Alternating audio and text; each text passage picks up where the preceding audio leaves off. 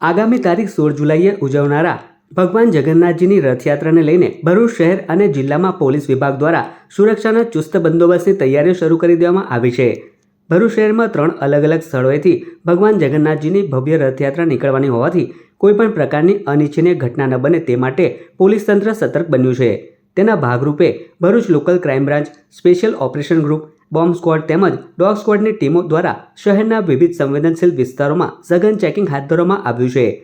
આજરોજ એસઓજીના પીઆઈ એવી પાણમિયા અને એલસીબીના પીએસઆઈ એવી સિયાળિયાના માર્ગદર્શન હેઠળ પોલીસ જવાનોની ટીમોએ city centre, bus station, railway station, mall તેમજ વાહન પાર્કિંગ વિસ્તારોમાં આકસ્મિક ચેકિંગ કામગીરી હાથ ધરી હતી।